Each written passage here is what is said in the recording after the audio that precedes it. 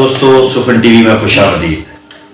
आज सुफन टीवी की टीम मौजूद है शोबा उर्दू जामिया पेशावर में, और मेरे हाथ में जो किताब है और मेरे साथ जो शख्सियत तशरीफ़ फरमा है, ये सदर शोबा उर्दू जामिया पेशावर डॉक्टर सलमान अली साहब हैं।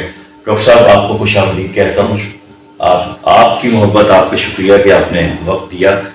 मेरे हाथ में एक बड़ी ही मुनफरिद तसनीफ़ है, ए नशाए ज़हूर। ये डॉक्टर साहब का सफ़रनामा है, और सफ़रनामा भी पाकिस्तान के मज़ाफ़ात का, उसके हुस्न का, और वहाँ पे जो तहजीबी तख्लीकी हमें चीज़ें दिखाई देती हैं उनको कवर करता हुआ है। और उसके साथ साथ डॉक्टर साहब का जो खासा है, जो मेरा एक पसंदीदा तरीन मतलब आप सिंफ कह लें उसको, आप बीती, उर्दू आप बीतियाँ, और उनमें फिर मजीद कुछ अहम जो चीज़ें हैं वो क्या हैं, उस पर हम डॉक्टर साहब से बात करेंगे। डॉक्टर साहब के यहाँ मैं एक और भी अहम चीज़ बता दूं कि मैं आज जब शोबा उर्दू को मैंने विज़िट किया, मुख्तलिफ स्टूडेंट्स से मिला और मुख्तलिफ टीचर्स से मिला, तो मैंने इन्हें हर दिल अजीज़ शख्सियत पाया। और मैंने यहाँ देखा कि दरवाज़ा इनका खुला हुआ है और स्टूडेंट्स आ रहे हैं, जा रहे हैं, पास बैठे हुए हैं। ऐसे सदर शोबा मैंने कम ही दीगर जामियात में पाए हैं। यकीनन ये यहाँ पे एक फ्रेंडली फिगर भी हैं और फादरली फिगर भी हैं, और यही एक बड़े उस्ताद का खासा होता है जो बड़े माशरों को, बड़े जहनों को जन्म देता है। डॉक्टर साहब, पहला सवाल तो मेरा आपसे यही है कि जो आप बीतियों का मौजू आपने चुना वो बड़ा मुनफरिद है, ये ख्याल आपको कैसे आया? मुझे तो सबसे पहले आपका शुक्रिया अदा करता हूँ कि आप यहाँ तशरीफ़ लाए, और ये जो आपने जो बातें आपने कही हैं, आपका बहुत शुक्रिया। ये असल में हमारे असातिज़ा ने हमें जो कुछ सिखाया, उनकी तस्वीरें यहाँ पे लगी हुई। जी जी जी जी। तो जिस तरह उन्होंने सिखाया हमें, और जिस मोहब्बत से, जिस चाहत और प्यार से उन्होंने हमें वक्त दिया था, तो वही चीज़ें जो हैं बस एक रिवायत है जो कि वो चल रही है। बिल्कुल ऐसी है, और इंस्ट्रूमेंट की वजह से हम हैं बुनियादी तौर पे। बेशक ऐसे। तो जहाँ तक ये इस किताब के हवाले से आपने पूछा, मैंने आप बीतियों से, आप बीतियों के हवाले से, असल में इस तरह था कि ज़माना तालिब इल्मी में हर इंसान को जो है वो जब रिसर्च के लिए आता है तो उसके जहन में मुख्तलिफ़ किस्म के टॉपिक्स होते हैं। तो शुरू ही से मेरे जहन में जो चीज़ मुझे तंग करती थी या जिसके बारे में मैं सोचता था, वो मेटाफिज़िकल वाक़यात होते थे कि ये मेटाफिज़िकल वाक़यात क्या है, इसकी हकीकत क्या है, इसकी साइंस क्या है, इसके पीछे क्या लॉजिक है। तो मैं बहुत सोचा करता था। दास्तानों में इस किस्म के वाक़यात जब हम सुनते थे तो अमूमन इस पे हम लोग जो है तख़य्युल की जुलानी का वो एक लेबल हम लगा देते थे कि बेशक अगर एक बंदा जो है वो कालीन पे बैठ के उड़ रहा है तो ठीक है, ये लिखने वाले का तख़य्युल है जो कि वो हमें दिखा रहे हैं। लेकिन इस तरह के वाक़यात या इससे मिलते जुलते जो वाक़यात हैं, वो अगर आप बीतियों में सामने आ जाए तो वो फिर इंसान ज़रा थोड़ा सोचने पे मजबूर होता है कि बीती की बुनियाद जो है वो तो रियलिटी पर है, हकीकत पर है। तो अगर एक बंदा जो है आप बीती में इस किस्म के वाक़यात तहरीर करता है तो उस पर तो हम वो तख़य्युल की जुलानी तो हम नहीं कह सकते। तो इसके पीछे हकीकत क्या है, हकीकत क्या है, ये हम बात है। हाँ, तो वो फिर मैं सोचता गया। इस तरह जो 2-4 बीतियाँ उस ज़माने में मैंने पढ़ी थी, जिसमें शहाबनामा जो है वो सर फहरिस्त थी ज़माने तालिब इल्मी में, और ये हमारे उसमें निसाब में, उसमें तो बड़े रूहानी वाक़यात हैं। हाँ, रूहानी बड़े अजीब व गरीब किस्म के वाक़यात। तो अजीब व गरीब ज़्यादा बेहतर। बिल्कुल सही। स्पेशली उसमें जो एक चैप्टर है बमला कुमारी की, चेन रूह, तो उसने मुझे सोचने पे मजबूर किया। अगरचे मेरे बहुत से दोस्त अहबाब उसको वही वो तख़य्युल की जुलानी वाला वो एक सिलसिला था, लेकिन मैं एक और एंगल से मैं सोचता था कि नहीं, ये तो आप बीती है, और क्या इन चीज़ों की हकीकत है कि नहीं है।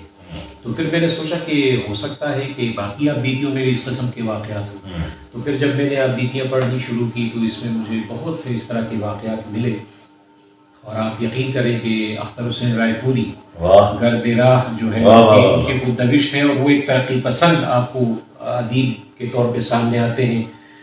उनकी आप बीती में भी इस किस्म के वाक़यात हैं कि आप हैरान रह जाएंगे। पीरों फ़कीरों के वाक़यात, मलंगों के वाक़यात, और ये बाबों के जो करामात, इस किस्म के वाक़यात।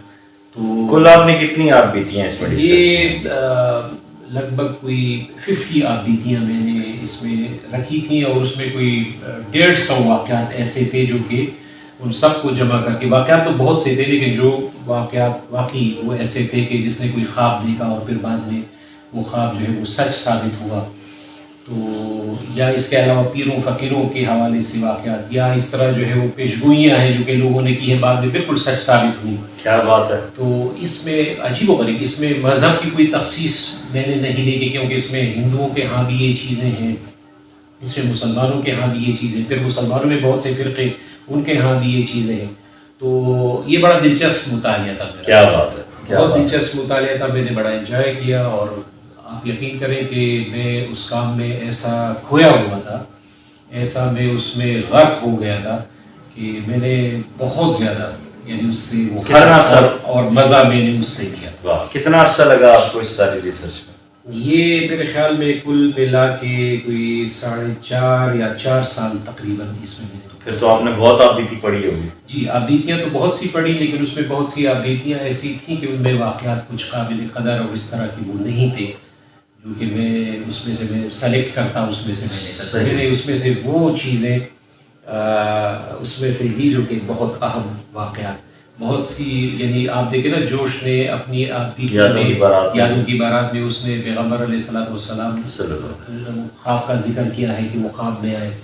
اس طرح کی چیزیں بڑی دلچسپ، جو کہ ان کو کچھ باتیں انہوں نے کہیں، اور اس طرح بڑی دلچسپ چیزیں. اچھا، ایک چیز اور میں یہاں آپ سے جاننا چاہوں گا کہ ایک زمانہ تھا کہ خود نوشت لکھنے کا رواج تھا، رواجن بھی لکھی جاتی تھی. یہی وجہ ہے کہ ہمیں ایک بہت بڑی تعداد میں خود نوشت 80 سے پہلے کے جو ادیب ہیں ان کی دکھائی دیتی ہے. 80 کے بعد ہم دیکھتے ہیں کہ 90 کے بعد ہم دیکھتے ہیں کہ یہ نثر میں یہ رویہ کم ہو گیا. اس کی کیا وجہ سمجھتے ہیں؟ نہیں، میں نہیں سمجھتا، کیونکہ اب بھی میں دیکھتا ہوں تو اچھی خاصی جو ہے وہ خود نوشت اور سفر نامے جو ہے وہ بہت زیادہ تعداد میں اس وقت چھپ رہے. ہاں، یہ اب ایک بات ہے، اس میں جو معیاری سفر نامے ہیں یا معیاری آبیتیاں ہیں تو یہ ایک سوال ہے بارہ، لیکن لوگ لکھ رہے ہیں، اور آبیتی کا رواج میرے خیال میں اب بہت بڑھ گیا ہے. ایک دلچسپ بات آپ کو آبیتیوں کے حوالے سے میں بتا دوں کہ لکی مروت میں ایک صاحب ہیں ڈاکٹر طارق سلیم مروت، اب اس کا انتقال ہو گیا ہے. اچھا. ان کا ایک کتب خانہ ہے، پہلے گوشہ عافیت کے نام سے تھا، اب اس کا نام انہوں نے بدل دیا، مخزن اس کا نام رکھا ہے. میرے خیال میں کوئی 6000 لگ بھگ ان کے پاس آبیتیاں. اچھا، واہ، پوری دنیا کے ادیبوں کی. ہاں، مختلف، اور اسپیشلی اردو کی زیادہ. اسی طرح ہری پور میں بھی ہری پور میں ظاہر کاظمی صاحب ہیں، ان کے پاس جو ہے بڑا اچھا ماشاءاللہ کلیکشن ہے. ہری پور کے وہ جو کاظمی صاحب ہیں وہ بڑے دلچسپ انسان ہیں. ہاں، بہت بہت دلچسپ ادبی جو ہے ان کا وہ ہے، اور بڑے اب تو وہ خود چھاپ بھی رہے ہیں. ہاں، وہ چھاپ بھی رہے ہیں. تو آبیتیاں ہیں، لیکن یہ ہے کہ ابھی میں اپنے کچھ دوستوں سے میں بات بھی کر رہا تھا کہ آبیتی لکھنا بڑا مشکل کام ہے. سچ لکھنا پڑتا ہے. سچ لکھنا جو ہے نا بڑا مشکل کام ہے. تو ابھی 3 آبیتیاں آئی ہیں نا، فتح محمد ملک صاحب کی آئی ہے، حمید شاہد صاحب کی آئی ہے، ناطق صاحب کی آئی ہے. 3 آبیتیاں سب ڈسکس ہو رہی ہیں. جی بالکل. ترابی صاحب نے مجھے وہ آبیتی جو ہے وہ انہوں نے بھیجی تھی، تو مجھے بڑی خوشی ہوئی وہ فتح صاحب کی وہ آبیتی جب میں نے دیکھی. ابھی بھی میرے سراہنے ہیں، میں پڑھ رہا ہوں، تو ہے کافی دلچسپ چیزیں ہیں. دیکھیں، یہ اس نے ڈیل کارنیگی نے بڑی ایک خوبصورت بات اس نے کہی. اس نے ایک جگہ پہ کہا کہ یہ جو کتابوں کے اندر علم ہے نا، یہ 50% ہے، باقی علم جو ہے لوگوں کے سینوں میں محفوظ ہے. باقی آدھا علم جو ہے لوگوں کے سینوں میں محفوظ ہے. اب یہ علم کیسے باہر آئے گا؟ تو میں اکثر اپنے بزرگوں کو، اپنے دوستوں کو، چاہے ان کا تعلق کسی بھی شعبے سے ہو، شعبہ حیات سے ہو، میں انہیں مجبور کرتا ہوں کہ آپ نے جس طرح زندگی کو پایا، جس طرح زندگی کو دیکھا، جس طرح زندگی کو بڑھتا، آپ اسے لکھ لیں. بلکہ بہت سے لوگوں نے تو مجھے یہ کہا ہے کہ بھائی آپ ہمارے لیے لکھ دیں. میں نے کہا وہ پھر سوال ہو جائے گی، آپ بیتی نہیں ہوگی. آپ جس طرح بھی لکھیں ٹھیک ہے، ہم اس میں مدد کریں گے.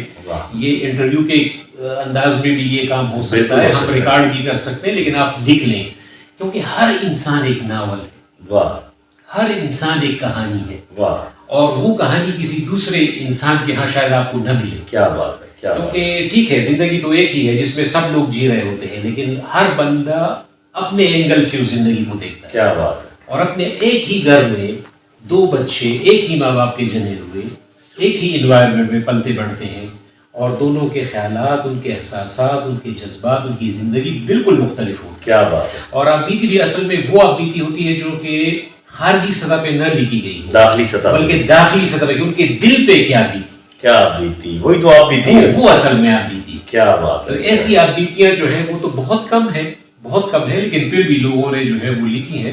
اور وہ جو اصل میں وہ جو اندرونی احساسات و جذبات ہوتے ہیں نا, وہ جب آپ پڑھتے ہیں تو وہ کمال. آپ بیتی پاپ بیتی کے بارے میں آپ کی کیا رائے ہے؟ وہ بھی بڑی دلچسپ ہے, وہ بھی کیسا سچ ہے. کمال کی چیز جو ہے انہوں نے لکھی ہے, وہ بھی میرے سراہنے پڑی ہوئی ہے. کیا ناممکن کی جستجو حمید نسیم کی بھی ہے. اور ایک آپ بیتی مجھے اسلوبیاتی سطح پہ بھی بڑی اچھی لگی ہے, بلکہ مجھے تو آپ یقین کریں. جی, یہ میں نے سوال بھی پوچھا تھا آف دی ریکارڈ کو, آپ کو سب سے زیادہ پسند آپ بیتی کون سی ہے؟ یہ چلے اسی گانے دوبارہ. تو وہ اسلوبیاتی سطح پہ بھی بہت کمال کی ہے. یعنی اس کی اردو دیکھ کے نا مجھے تو یقین کرے کہ مشتاق احمد یوسفی اور مختار مسعود کی مجھے یاد آئی. رہ کہ میں ایک جملہ جب پڑھتا تھا تو مجھے وہ دونوں اصحاب مجھے یاد آتے تھے, کیونکہ یہ دونوں مجھے بہت پسند ہیں, یعنی اپنے اسلوب کی وجہ سے. وہ ہے گیان سنگھ شاکر کی آبی. واہ واہ واہ واہ. گیان سنگھ شاکر کی آبی, جس میں انہوں نے وہ جو کچھ لکھا ہے نا, حد درجے کی بے باکی ہے ان کے اندر.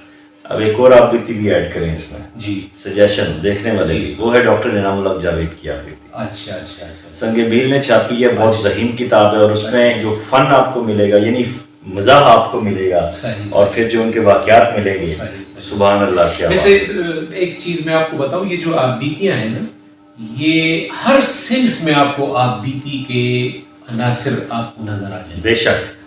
یعنی منٹو دیکھیں نا, منٹو کے افسانے آپ دیکھیں. اچھا, کچھ لوگ ایسے ہیں, بات قطع کلامی کی بات, جنہوں نے ساری زندگی کچھ نہیں لکھا لیکن آپ بیتی کے سر پہ زندہ ہے.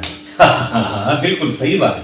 نہیں, میں آپ کو ابھی جو بتا رہا تھا نا, یہ جو منٹو ہے آپ دیکھیں, ان کے افسانوں میں آپ یقین کریں آپ بیتی ہے. اچھا, میں آپ کو پریم چند کی بات بتاؤں, یعنی ان کے افسانوں میں آپ دیکھیں, وہاں ماں کا جو ایک کردار, آپ یقین کریں, میں نے ایک بچی کو یہ ٹاپک میں نے دیا تھا, میں نے کہا بیٹا اس پہ کر لو, کمال کی چیز. جب میں ان کے افسانے میں پڑھتا تھا, اور پھر جو ہے وہ یہ پریم چند کی زندگی میں نے پڑھی نا, آپ یقین کریں کہ ہر افسانے میں جو ماں کا کردار ہے یہ بالکل وہی ہے جو پریم چند کی اپنی والدہ ہے. پریم چند کو ویسے اپنی ماں کا بھی تجربہ تھا اور سوتیلی ماں کا بھی تجربہ تھا, اور سوتیلی ماں کے عنوان سے ان کا ایک افسانہ بھی ہے. تو اچھا, عصمت چغتائی کو دیکھیں, وہ تو سارا مطلب اس کا جتنا آٹوبایوگرافیکل ٹیکنیک میں انہوں نے, یعنی ان کی جتنی بھی کہانیاں ہیں نا وہ سب آٹوبایوگرافیکل ہیں. آپ ان کی وہ کاغذی ہے پیرہن, آپ وہ پڑھیں, آپ یقین کریں کہ آپ کہیں گے کہ یار یہ تو میں افسانے کہیں میں پڑھ. تو آپ بیتی کا وہ جو ہے نا, اس کا یہ تقریباً ہر صنف میں اس کا فلیور آپ کو, اس کا ذائقہ آپ کو وہاں پہ ملے گا. لیکن یہ ہے کہ خاص آپ بیتی کی نیت سے لکھا گیا ہو. آپ بیتی جب آپ لکھتے ہیں نا, تو پھر آپ پہ کچھ خاص قسم کی سائیکولوجیکل کچھ ذمہ داریاں آپ پہ پڑ جاتی ہیں کہ آپ اپنے سچ کو کیسے, ہاں, کہ وہ آپ اس کو کیسے. اور اس میں ایک اور اہم بات یہ ہے کہ اس میں جو واقعات کا انتخاب ہے, یہ بھی آپ بیتی کو بڑا اور چھوٹا کرنے میں جو ہے نا مددگار صاحب. ہاں, کہ وہ ایک بندہ جو ہے واقعات کا جو انتخاب کرتا ہے, یعنی میری زندگی کا ہر واقعہ لوگوں کے لیے اہم نہیں ہو سکتا. یعنی جب آپ بیتی لکھتے ہیں تو اس میں سے وہ خاص چنیدہ جو واقعات ہوتے ہیں نا, اس میں اگر وہ نشۂ ظہور کے بارے میں کچھ بتائیے, کیسے خیال آیا؟ یہ سفر تو ہر کوئی کرتا ہے, لیکن آپ نے, اچھا بالکل سفر نامے لکھے جاتے ہیں کسی سیاحتی مقام کے, یا باہر آپ جائیں پاکستان سے تو تب لکھے جاتے ہیں, یا زیادہ جو ہے وہ مذہبی سفر نامے ہیں خانہ کعبہ کے حوالے سے, حج کے حوالے سے, یہ بڑا ڈفرینٹ سفر نامہ. یہ اصل میں یوسفی صاحب نے بڑی خوبصورت ایک جگہ پہ بات کہی ہے نا, یہ میرے ایام جاہلیت کی کتاب ہے. یہ جس زمانے میں وہ آتش جوان تھا نا, تو یہ اس زمانے کی, وہ اب تو نوجوان ہے.